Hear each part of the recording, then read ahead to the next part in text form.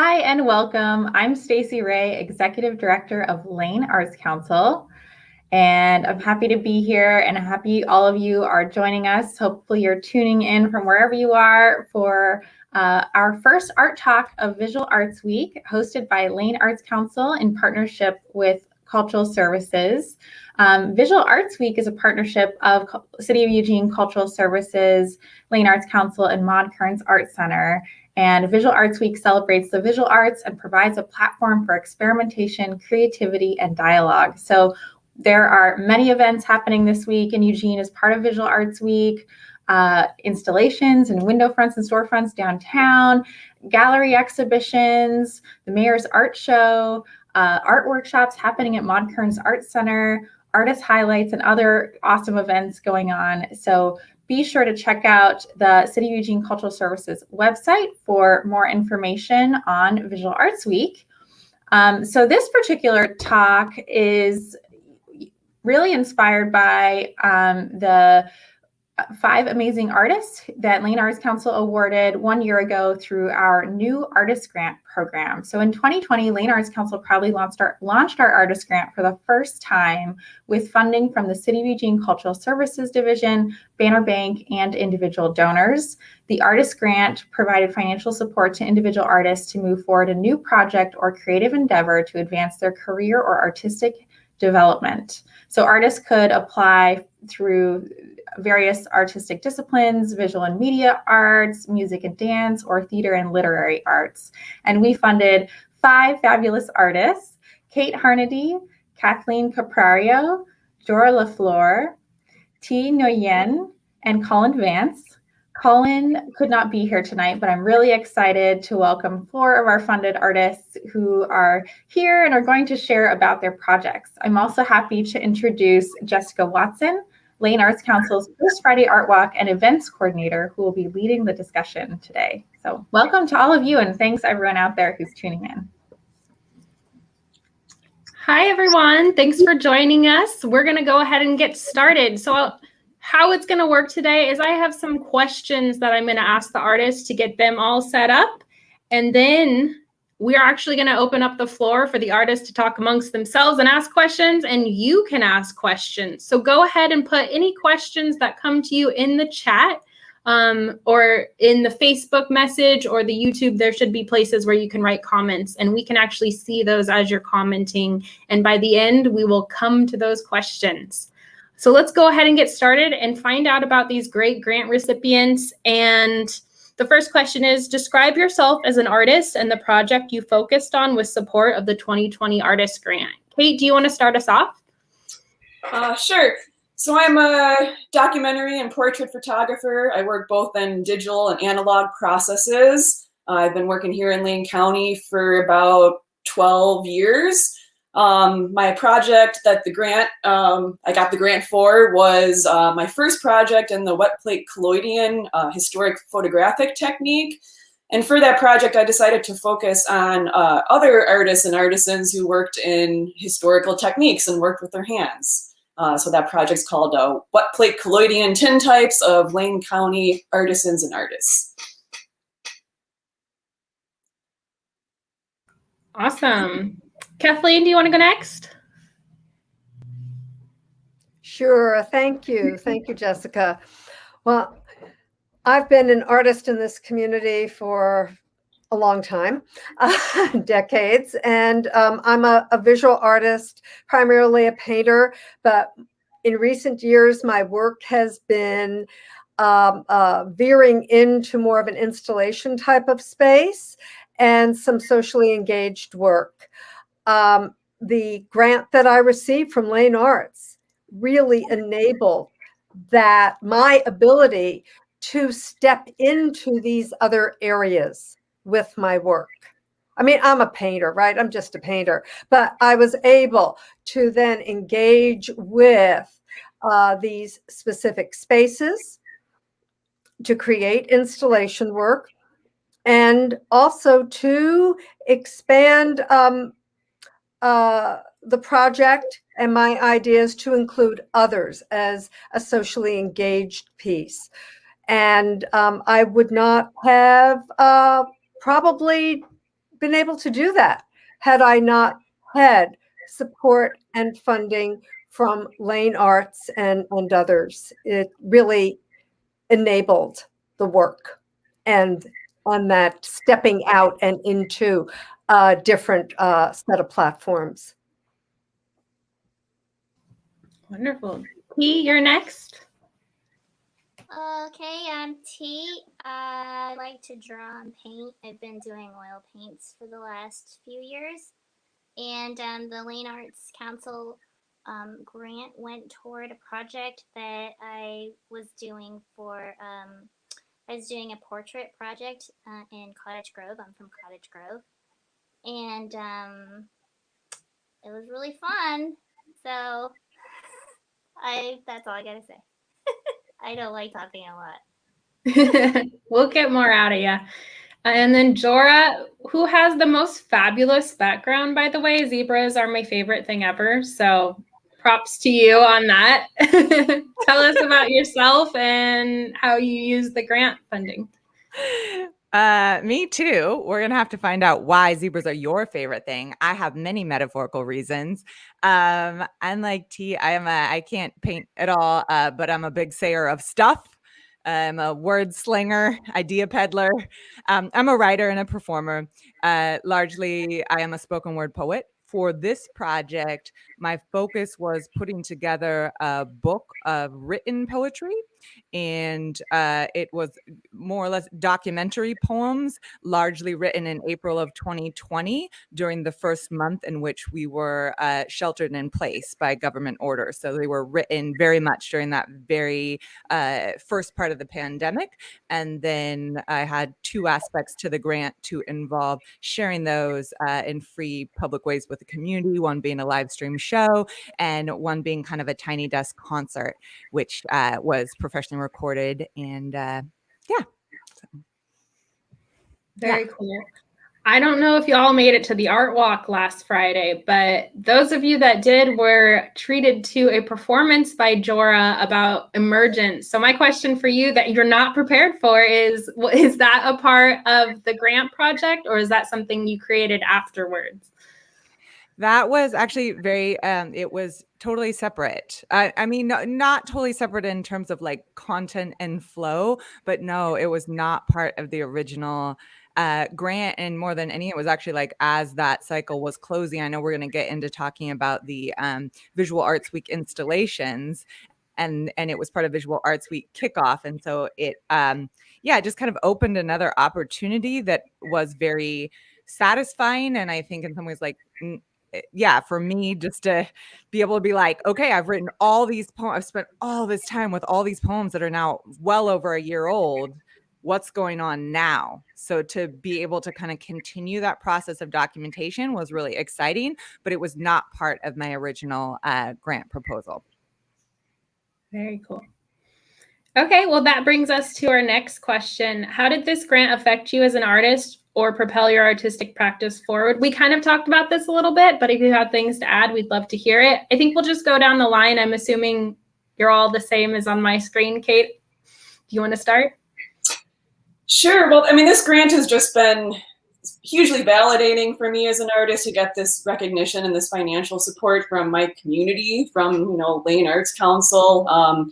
So just in that sense, it's been very validating. Another way it's been immensely helpful is Wet Plate Collodion is a pretty expensive process, especially for getting started. There's a lot of bits and pieces I needed to purchase. And, before I got this grant, I already had started purchasing things, and I was starting to recognize that it was going to cost me a lot to learn this. And so getting this financial support has just been a huge, huge blessing for me. It's really allowed me to invest both the finances and the time into doing what I need to do to really learn this technique and continue to refine it. So it's really just, it's provided that support to help me learn this new technique and feel empowered to, create a project with a new technique, which as an artist can be really scary too. It's kind of a vulnerable thing. We tend to sometimes like stick with what we know we're good at, right? But sometimes we really do need to push ourselves. And so I'm just really appreciative that this grant really encouraged that. And I've done my best to make the most of it. Great. Kathleen, and then next time we're going to spice it up and popcorn it a little bit more. Popcorn. Okay. I'm scared. Okay. For me, the grant, I agree with Kate. The validation is incredible. It, as an individual person working by herself most of the time, being a part, knowing that there is a community behind me, that there are other people that find value and are impacted by what I'm trying to do is really important. It is validating, it's encouraging, and it's inspiring. So that part, it's totally incredible to get the grant. And for me as well, I have my wallpapers that I use in the installations. Although they are the backdrop for kind of the brighter, more colorful imagery and paintings, they are extremely expensive. You would not imagine how expensive they are. And so having the grant allowed me to print up, fresh panels and to play with the panels, to have more of the panels. It opened up for me new opportunities in terms of what that installation could be and what it could speak to and then suggest. Its scope was able to be expanded and enlarged, and my ideas were as well. Also, some of the frames, the gilt framing that is conceptually tied to the work is very expensive. And last but not least, part of my grant went to partially support honoraria for the socially engaged project that I helped to organize and facilitate at Eugene Contemporary Art this past winter. That was the title of that show, A Critical Conversation. And so part of my funding from Lane Arts went to offer honoraria to those other participating artists, because part of that project, what was so important for me was that every single creative participant, the poets, the panelists and panel moderators, as well as the visual artists, everybody was going, okay, modest, it was modest, but everybody received an honoraria, because I believe strongly that artists work, and if you work, you should be paid something. Let's pay our artists. T, are you ready? Yeah, okay. So I'm glad Jorah brought up the book, because I forgot to say that part of the grant that I wrote was to do an art book. So I wouldn't have been able to do it without the Lane Arts Council grant. I'm going to repeat what Kate and Kathleen said about the validation. It really helps give confidence to you when you're able to get a grant like this. For me, because the project was so community-based, I got a lot of really great support from the local newspaper. I got write-ups, multiple write-ups in the Creswell Chronicle and the Cottage Grove Sentinel and Free For All News up in Springfield.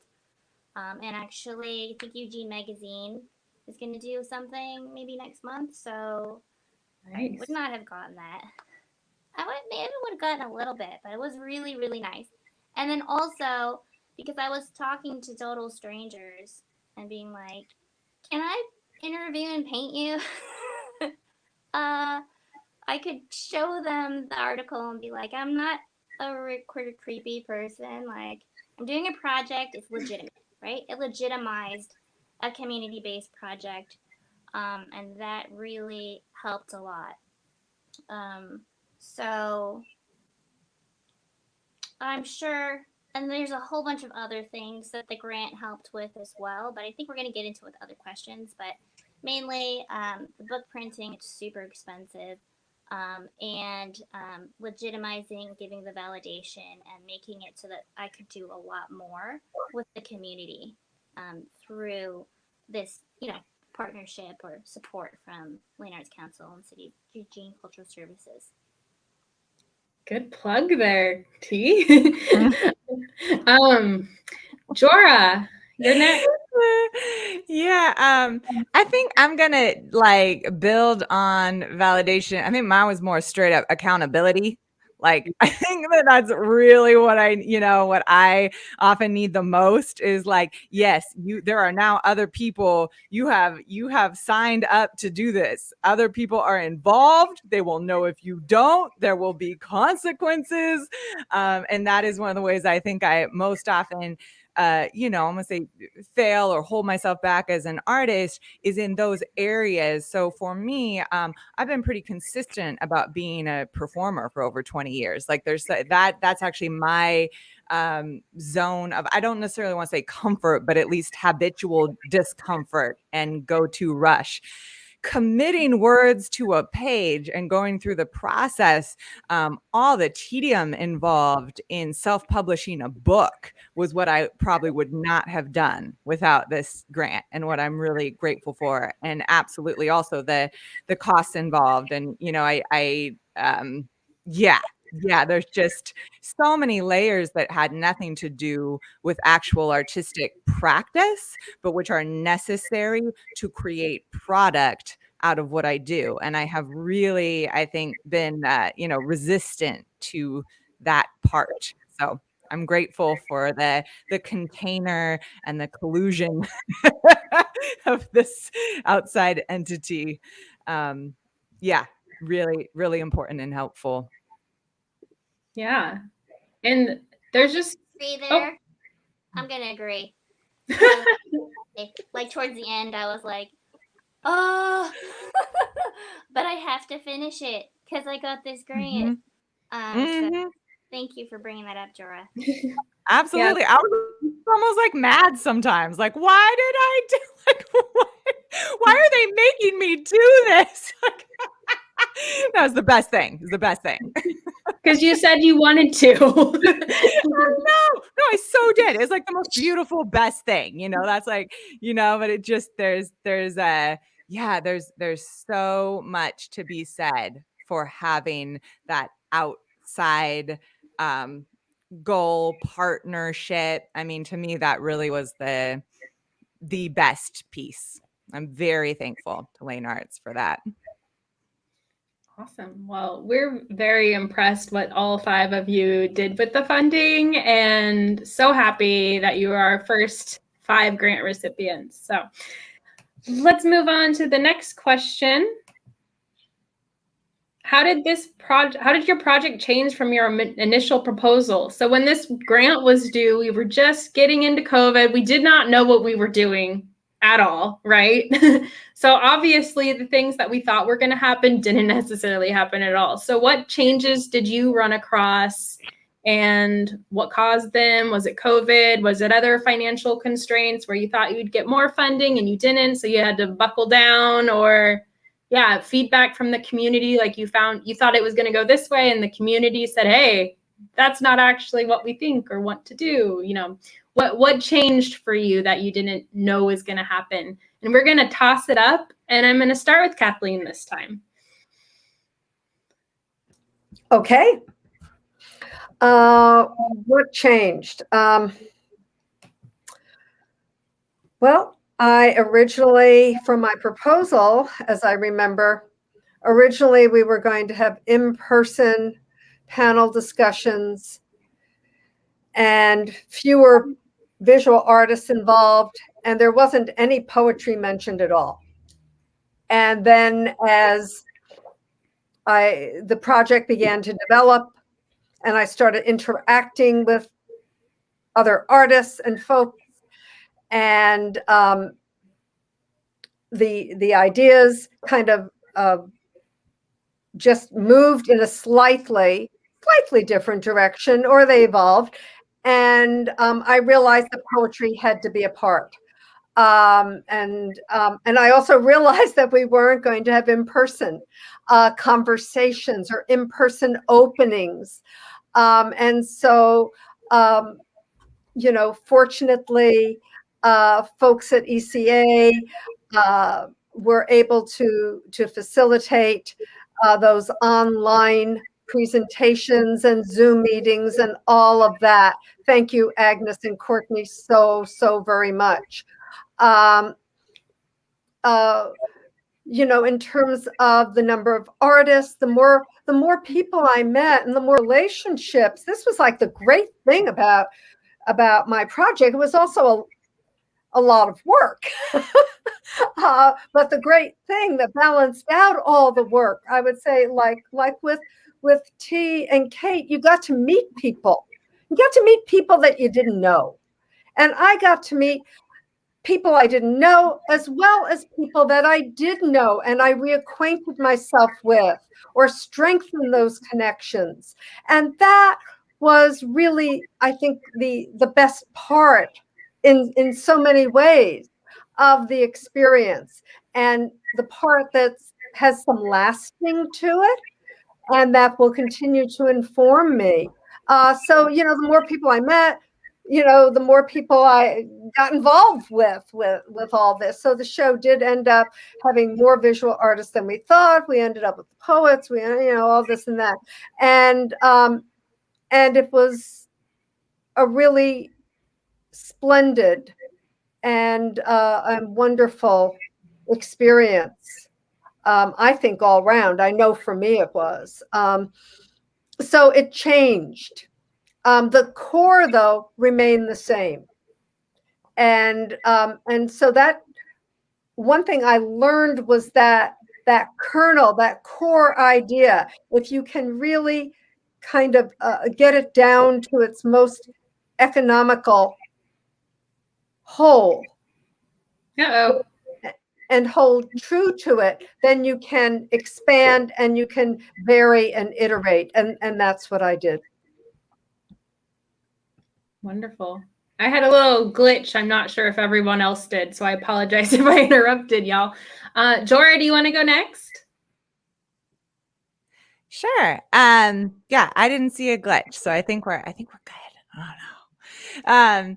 Yeah, what's interesting, this was kind of part of the reflection in our own grant evaluation too, is like, how did the pandemic affect your work? And I'm like, well, all my poems were about the pandemic. So like, it had a strong effect from the very beginning. But then there's like meta levels of that, right? Because I wrote in the community performance aspects, knowing that there was a lot of variables. And so for me, largely what changed was just the timeline of everything was pretty different. Like I ended up doing what would have been the book release as like, I called it like a baby shower, like as like a pre-book thing, live stream. And then, so that everything got very flip-flop, just kind of rolling with what conditions were, how many people could gather. I wasn't able to do any like actual real in-person gathering. We did do a small studio audience by the time we filmed in the spring.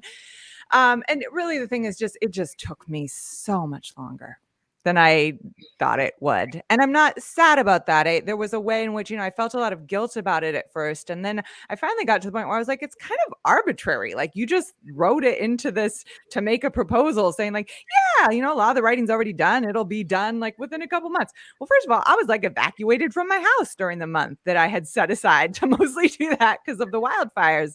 So there was just so many numerous things that were not on the table yet. And I also found that something for me, actually having enough time away from when I wrote the poems ended up being important. Like the book is finally available just now. And it actually feels like it makes more sense now. Like there's something about writing about the time you're in while you're still in it.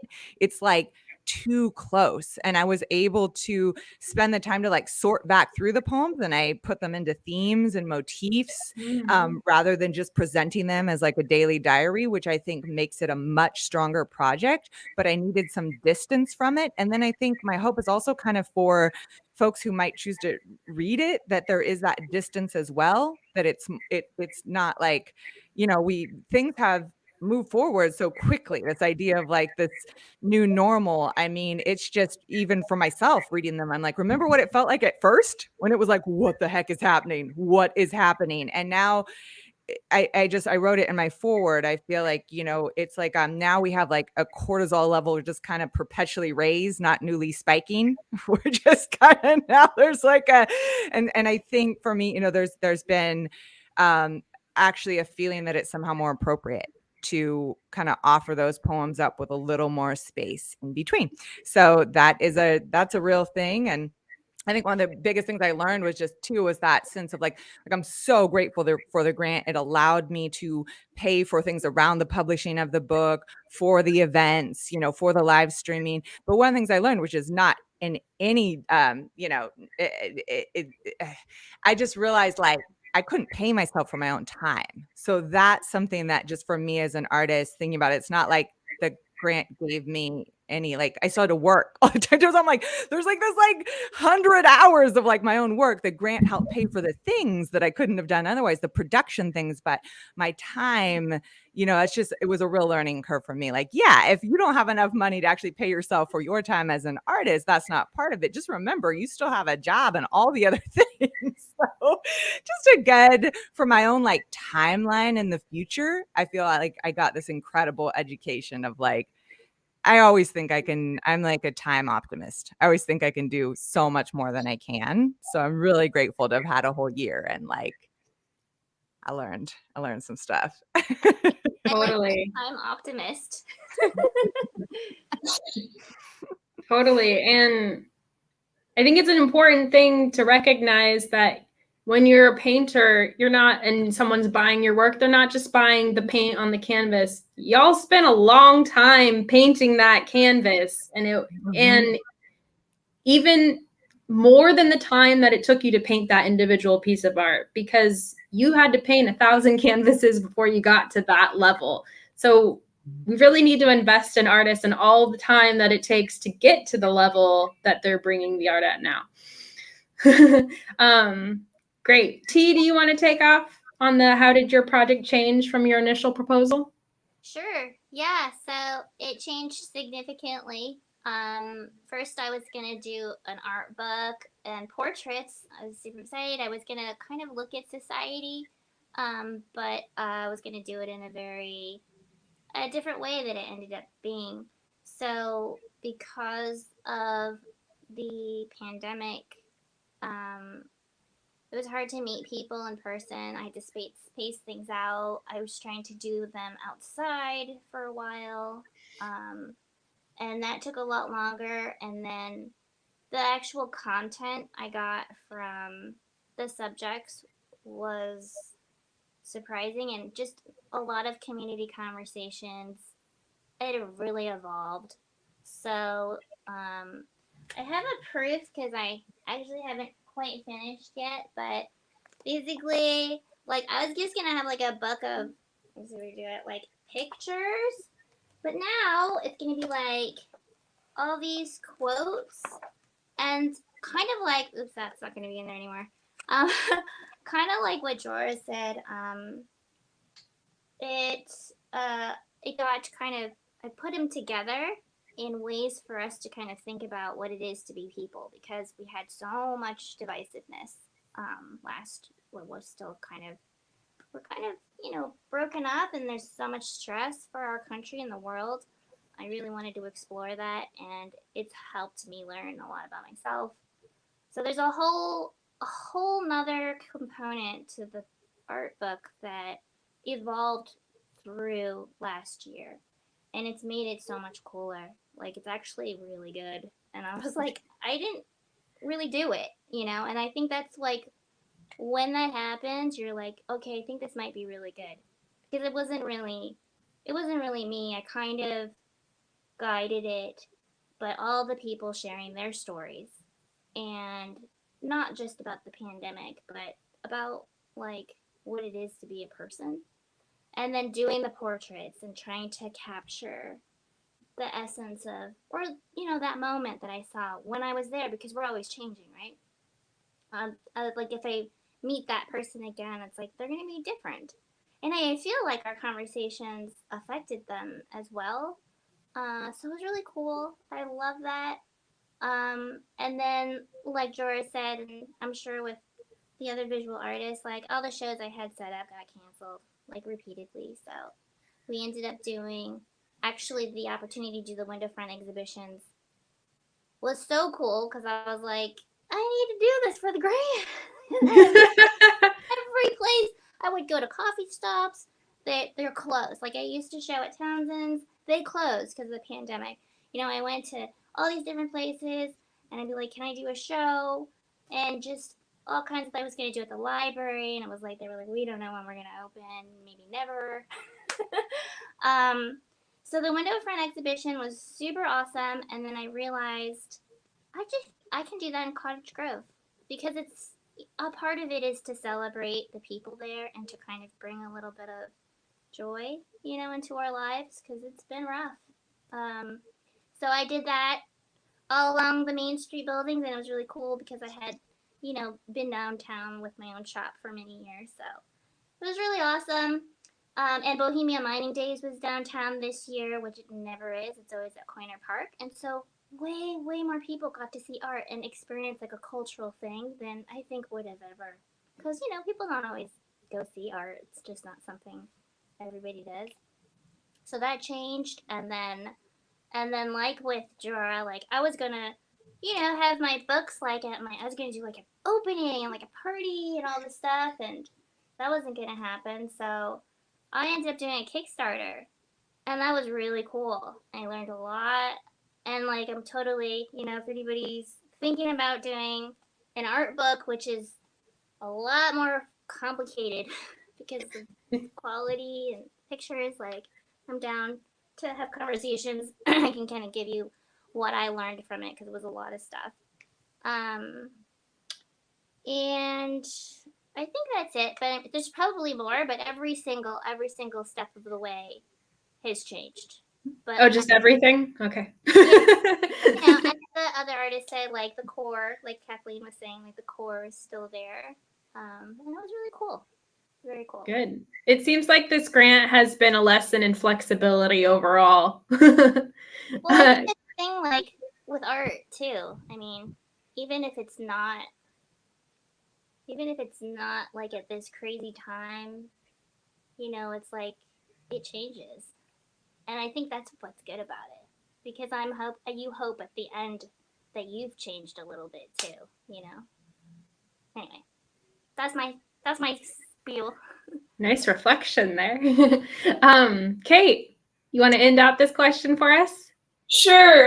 You know, some of the same things that other people dealt with, obviously, you know, starting a you know, writing this grant, like right at the beginning of COVID, you know, I had done a wet plate collodion workshop up in Portland with an amazing photographer, Ray Biddagain.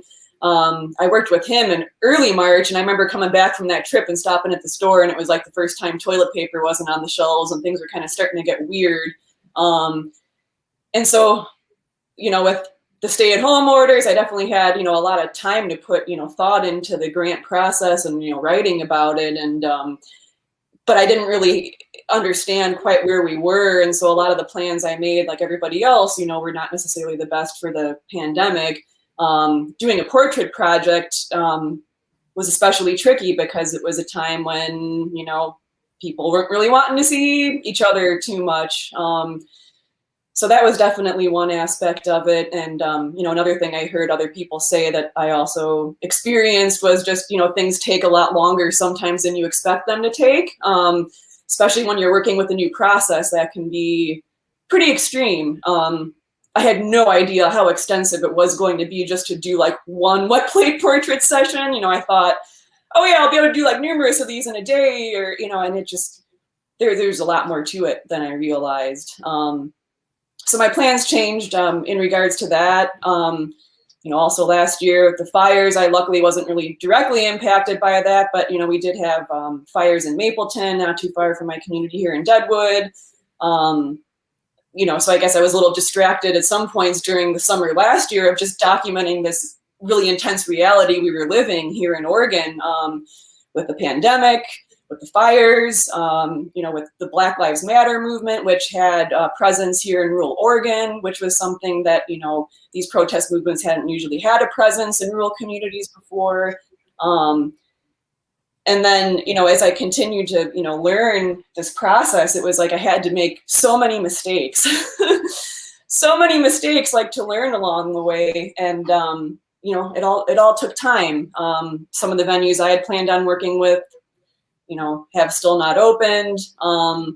But, the window front exhibition was a wonderful opportunity to, be able to show work from this recent cycle. I'm also going to be doing a demonstration and setting up at the Whitaker Community Market on August 29th at the end of the month. So I haven't gotten as many portraits done as I had wanted to, or I thought I would at this point, but I'm really happy with what I've done and I'm still at it, so. Awesome. Yeah. I mean, I think it's the quality, not quantity necessarily as well. As long as those are great, that's awesome. And you've learned that technique and that's going to go forward with you as well. So, just a reminder to our awesome audience members, if you have questions, if something's coming up, put them in the chat of Facebook or onto YouTube. And we have our friend, Aaron Even, saying, is that Kathleen Caprario? Yes, it is. Aaron says, I was your student at Lane like 16 years ago. So you've got to thank me. Oh, wow. Oh, wow. Well, I hope you learned something and got a good experience. And it sounds like.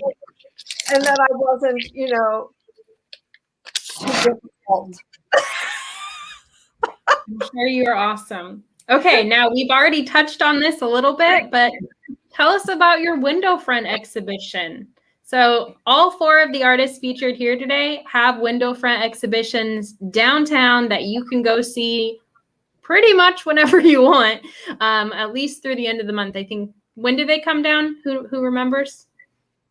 I believe September 6th.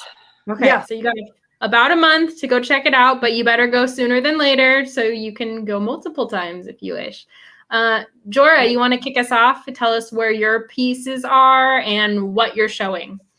Sure. I feel really just blessed that I got to get in on this part because I'm not a visual artist. That's not my go-to. That being said, I actually do a lot of graphic design in my own work, like nonprofit work. And I've been a show person for so long. It's like you just start teaching yourself how to make, I've been making flyers and all that kind of stuff forever. So I freelance now sometimes as a graphic designer and marketer, but I'm so self-taught that I devalue it all the time. I also design my own book. So it was exciting actually to have an opportunity to use this. Is almost the first time I've gotten to really just use that skill set artistically. I use it functionally all the time in my work, but it was neat to kind of be like, oh, I could at least play in the same space with the visual artist and try to find a way to translate a book into a visual exhibit.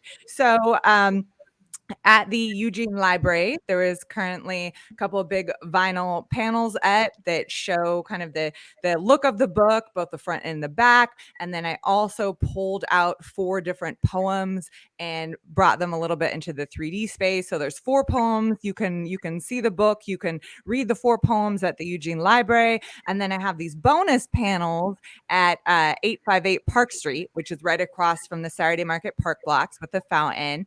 And what happened there there that was really neat. There was already 2 mural paintings by the artist Lisa Yu that have been up there, and they're these lovely river paintings. And so what I did is I photographed her paintings and then brought a little bit of that, with her permission. We did this collaboration. I brought a little bit of that into the design, and I put up some large poems there too that are kind of river oriented. And so Lisa and I got to like collaborate with a painter before we ever met. So yeah, you can read some of the poems from the book. There's 6 poems downtown that you can read for at the library, 2 at 858 Park Street, in a large print format. Very awesome. Lisa Yu is awesome as well. If you haven't seen her painted mural on that window, go down there, check it out, read Jorah's poetry as well. And T, what about you? Where's your pieces? Okay, so I have stuff up at the old Scan Design Furniture building. It's on Willamette. I think it's between 8th and Broadway. So I've got a bunch of different portraits, and it was cool going on the art walk. I kind of like hung out in front, and like sometimes when people would sort of stop and look, I'd ask, I like to know, like, what do you see, you know? Because everyone's kind of different and it's interesting. So like this one woman was like, this guy right here, he's Cottage Grove. So is that one. That's what I see. I was like, oh, you've been down there. And then we were talking about, you know, because there's different backgrounds and there's different I use different styles to try to better match what I saw in each person. So it was really cool. So there's a bunch of different portraits. It's kind of like, you know, grandma's wall going up the hallway. There's portraits. And then I put some quotes in just for a little context and flavor so people could kind of see, like, the book is so rich with stories. But they're not like, this person grew up and this is what they did. And it's not like that at all. They're like snippets of like our conversation, and it's about something. And there's it's cool. It's really cool. So anyway, that's what I got up there. Awesome. Kathleen, do you have your work in the same location at the former Scan Design building? I do. It's I have one of the window areas there in Scan Design, and I'm using 3 different panels, and they're kind of staggered in their proximity to the viewer. And they incorporate and use my artist designed wallpaper along with different painted panels and collage panels. And also a couple of mirrors are included, so that my hope is that the viewer will look at the work. The work is kind of lovely and kind of pretty and all that, and be brought into the detail and by the detail of the work, and begin to maybe be, you know, almost puzzle together or appreciate the different layered and metaphoric patterns that I'm juxtaposing and putting together for the viewer's consideration. And then as they're doing that, they will see themselves and begin to reflect on their location in relationship to the content. And the content that I'm working with, I'm looking at physical place and cultural space through the open language of pattern as a white woman who is trying to relocate herself in context with conversations around race and place and history and privilege. And there's so many layers to that. And just, you know, to take a moment and reflect on where one is in relationship to any one of those areas of what is a cultural and a national conversation. So there's wallpaper, very pretty wallpaper. But when you read it, you look at it and there's a weight there that belies its kind of prettiness. And the panel paintings, the mirrors, and yeah, I'm just so pleased. When Shannon Santiago, who is absolutely amazing, when she showed me the spaces that were available, and I saw that scan design space, I was like, yeah, that's it. That's where we gotta be. And it manifested. I'm so happy. And I just started thinking about that space and doing drawings of what could possibly happen in one of those windows. And it did. It's just a wonderful opportunity. Thank you. Yeah, total shout out to Shannon Santiago, who's part of City of Eugene Cultural Services and who helps make downtown so wonderful. And those dreary storefronts are dreary no longer. They've been filled with art for about a year now and really changing the landscape of downtown. So much love to Shannon. And I also wanted to give a shout out to a woman. I don't know her last name, and I'm really remiss on this, but Joanna was helping Shannon, and she was just an incredible help throughout that process. So thank you to both of them, and to Cultural Services and Lane Arts. We'll get the message to her. Kate, I made you go last twice, so you might guess what's coming up for the next question, but can you tell us about your window for an exhibition? Yeah, so I had the privilege to share the Scan Design Furniture space with T and Kathleen. And I have two components to my work that I showed. One is the collection of 9 of the tintypes from this project. And then the other aspect is I was invited to utilize one of the second story windows for a large print, which when I got that invitation, it was just like, ooh, one of these large, like that could be really exciting. So yeah, I ended up getting one of my tintypes I did of a local Sayuslaw family. And I made that one large, hang in that upstairs window. And it was so exciting to see this, like, because these tintypes are really small. I mean, they're only 4 by 5, so they're these tiny little pieces. And so to see one blown up large and see all the detail in that was really exciting for me. And it, it's a nice contrast having the big piece up top. And then when you go and look at the tintypes, they're these little pieces and you got to get in kind of close to the window and really like look and inspect them. So I really liked that dichotomy of having, the tiny intimate pieces that you had to kind of get close to and get close with, and then also having this big one that you had to, like, honestly, going across the street was the best view of that, and so to really step back. So yeah, it was really exciting to have that space to work with, and I definitely also want to thank Shannon and Joanna for all their amazing help during that, and I also had 2 friends come and help me. My friend Nicholas Chase, who's an amazing composer and visual artist, came and helped me do the meticulous work of, you would think that putting up 9 pieces that are really small wouldn't take much time, but when you're trying to line them up all perfectly so they just really have that perfection, it takes a while. So much thanks to Nick for helping me with that very meticulous process. And then my friend Rick Rolfe, who's a video artist, came and did a little documentation of me putting it together and also helped me hang that glorious banner.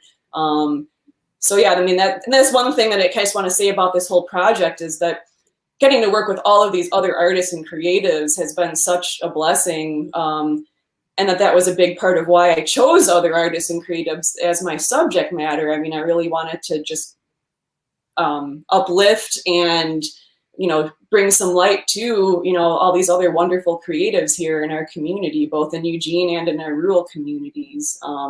So yeah, just getting to interact with all these artists through this process, as someone who tends to work alone, that co-creativity that happens when artists, get together is so inspiring. It's been a really nice aspect of this whole project. Yeah, it sounds like all of you really worked with a lot of other people to get your projects done. So that's awesome. And Jessica, I forgot to mention that that there's also a looped slide presentation, like a PowerPoint presentation, that's also in one of the little windows there at Scan Design that talks about and shows the project that was at Eugene Contemporary Art, A Critical Conversation, and for which part of that, my grant money went to support. So I just wanted to not forget that little. Yeah. Thank you. So everybody get down to 856 Willamette Street and the library to see these before you miss out. So we only have one more question left that I brought, but I want to remind everybody, put those questions in the comments on YouTube and Facebook, and we'll bring them right up and hear from everybody or your selected person, whatever you want to know. Well, I shouldn't say that. So what's next for y'all? And Kate, guess what? You're first. Well, as I said, this project, I see this as the window project was kind of a phase of completion, but it's only the first phase. I'm continuing. I have portraits scheduled throughout the month and into September. I'm going to continue making as much use of the decent weather and decent light to continue doing more portraits. I'm going to be doing that demonstration at the Whitaker Market on August 29th. I'm also really grateful that I have received continuing support for this project because, as I said, the expense of it can be pretty intense. So I'm really thrilled that I've received the Jane Stevens King Artist in Residence Award in Media Arts. So I'm going to be bringing some of my work to the Lane Community College community this fall. So I'm really, really excited for that. And I'm just enjoying continuing to explore this process and make more mistakes so that I can keep refining them and also like practicing the art of going for quality but not perfection. Nice. T, what about you? What are you doing next? Wait, so going for the art of quality and not perfection. I'm just really curious about that. Like, do you have anything else to share on that? I guess as a photographer who's worked digitally so much over the past, decade or more, it's like you always go in and Photoshop, you touch up the little stuff. There's always this like very perfect quality that, I think people go for in the wet plate process. There's all these little imperfections in there. And so I think for me, that was actually one reason why I wanted to do a process where I was working with my hands and working with these different materials, kind of just free myself from some of those strivings for perfection. Okay, cool. Thank you. Mm-hmm. So I am actually finishing up. I asked Lane Arts Council for a little extension because it was a lot to do. So I'm gonna finish up the book and then do the Kickstarter reward, send the Kickstarter rewards, hopefully starting at the end of this month. And I actually got a Homes for Good bid proposal. So they have this amazing building across the street from Boy Scouts in Eugene. And it's for veterans and people who are homeless. And it houses a whole bunch of, it's a really brand new facility. And so they're having me paint some pictures that are basically trauma-informed art, and so I was learning about that and like what that means and how to bring some liveliness to people's lives and in their home. And so I'm gonna work on that. And then I had for some of those Kickstarter rewards, I put some, like commission work. So I have some commissions lined up. So it's pretty exciting. I think the grant really kind of launched me into forward momentum, and so I got some different things lined up, and then hopefully I can, I'll have the book, which I'm really excited about. Cool. Jorah, what about you? Well, I've got my first 100 copies of my book coming to me as we speak. So I wanted to start with being able to offer some like direct, like signed copies. It's also like it is available now for print on demand, but I have yet to really like go, okay, everybody, here it is. And that's kind of part of what we were talking about before, is when I had originally envisioned it in the grant, it was like the book would be done. There will be this like launch party show. It'll be a more classic like book release, but things ended up getting kind of flip-flopped. And so to be honest, I haven't like decided if I'm going to do another like local, like here it actually is. And I was starting down that road, but then now we already are kind of pulling ourselves back from in-person gatherings. Like my hope was just to like at some point be able to do like a classic, like here's an actual book launch party in person. Come, I hand it to you. We be people who like physically like get to do a thing, like I've really been hoping that could be a part of things, and it just kind of looks like maybe it isn't. So a lot of my next work actually is a continuance of these aspects of learning that are less really about the artistry and more about how to share the product of the art once it is done and how to make that available, and coming up against my own resistance and nausea around that, because I just, want to get on stage and perform for people. I don't want to think about marketing myself on the internet. So honestly, there's a lot of that. But in terms of myself as an artist, the path I'm continuing down that I'm excited about, that I forgot to bring up before, and thank you to all of you who brought up like, oh, the other wonderful people you worked with, to cycle back around. Two things happened that I did not originally plan in terms of collaboration. I worked with musicians, and that's something that I'm really loving. So in one format, I worked just totally back and forth with David Jacobs Strain, reading poetry and having music at the same time. I think it's a great idea. It's something that I'm just getting more and more invested in. I also love collaboration with visual artists. So, and when I recorded the poems, I worked with cello player Nisha Calkins, who's an amazing cello player. And we did some overlap, some back and forth. It's like a palette cleanser. Words are very nutrient dense. You kind of, I think, need some space. So, I'm hoping to continue down that road, especially with Nisha, and formalize that project a little bit more to work with poetry and music. And I want to get back to more performance, but I just don't know. Like, I wish I could be like, yep, here's all my next shows, but I can't. So, thanks. Wait, so can I ask, can we buy your book on your website? Or how can we get your book? Mm-hmm. Yes, I can actually put a direct link in the chat. And then as soon as I have this first hot 100 in my hands, I will offer those as signed copies. So I'm about probably a week away from being able to do that. But you can order it directly print on demand right now. JorahLaFluer.com. Yeah. You can see it scrolling on your screen right now. Oh, look at that. That's amazing. That is. Kathleen, what about you? Close us out. What's up next for you? Well, currently, my co-applicant and participant in a critical conversation, Greg Black, and I were also very fortunate to receive one of the Jordan Schnitzer Museum of Art or Family Foundation Black Lives Matter Artist Grant this past year, and that helped to support a critical conversation. And as grant recipients, we are now a part of the Black Lives Matter show at the Jordan Schnitzer Museum of Art on the University of Oregon campus.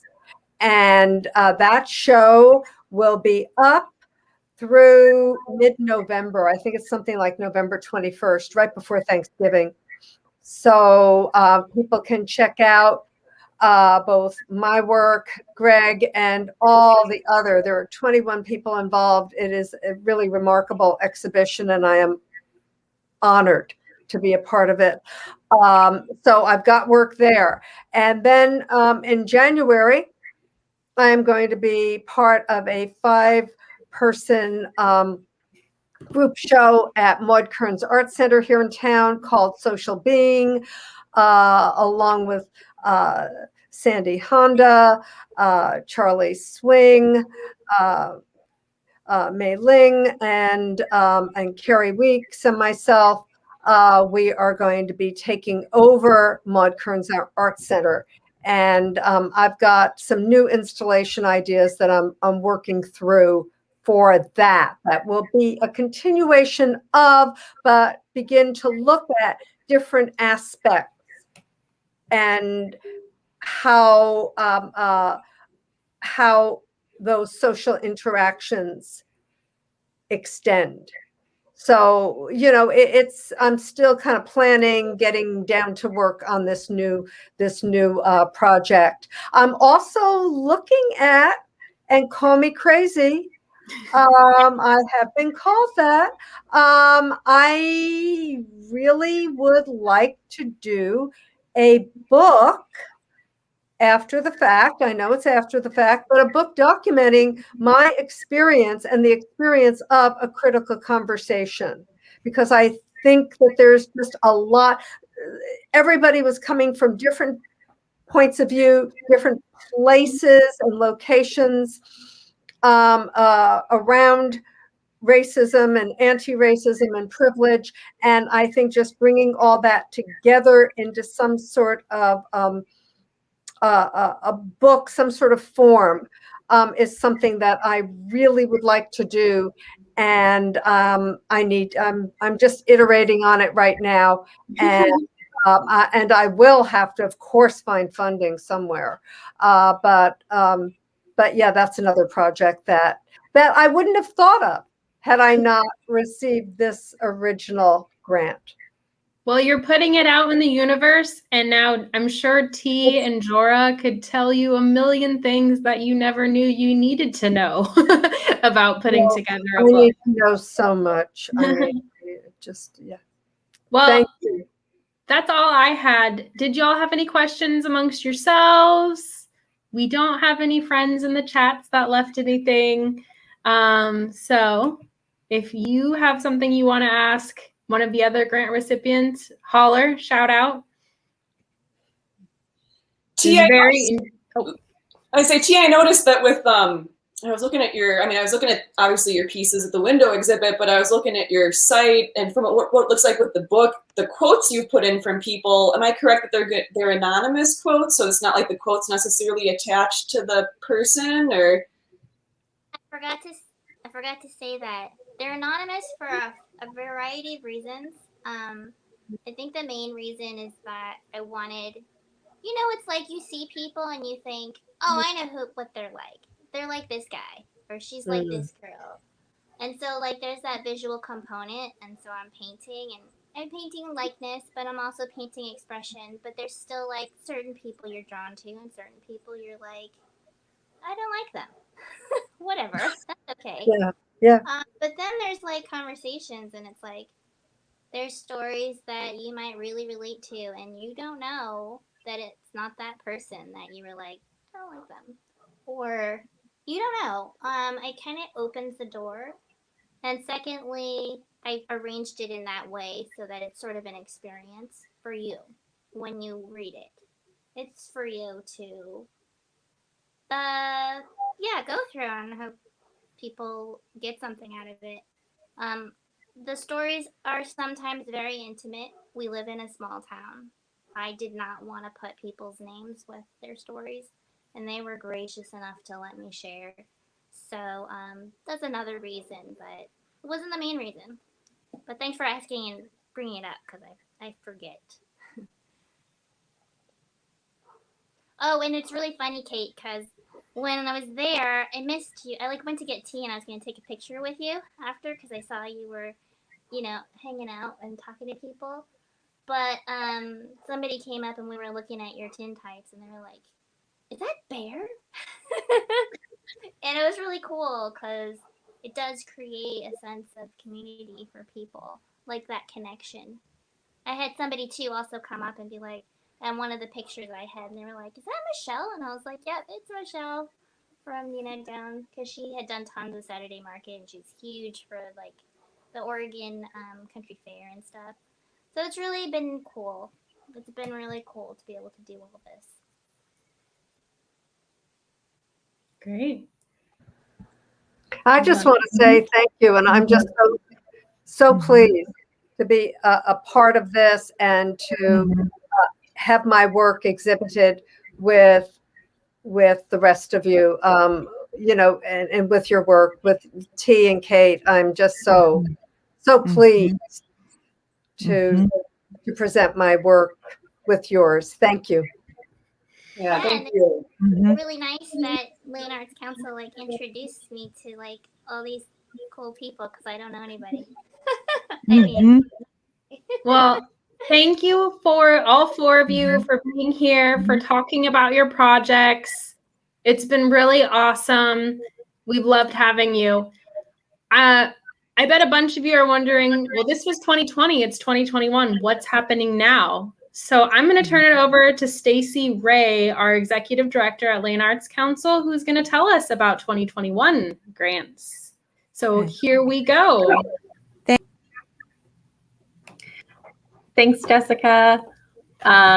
Before I do, I want to give a shout out to Cullen Vance, who was our 5th artist who was awarded an artist grant in 2020, who unfortunately couldn't be here for this art talk, but I wanted to share a little bit about his projects. And thanks to Kate, T, Kathleen, and Jorah for sharing about your projects, your vision. It's so awesome to get insight into what you did and how the grants helped. That was really great. So, but I want to share a little bit about Cullen. Cullen Vance is an amazing musician, composer, video game designer, coder, and he was awarded a grant for an innovative, interactive album which gives the listener control of their musical experience.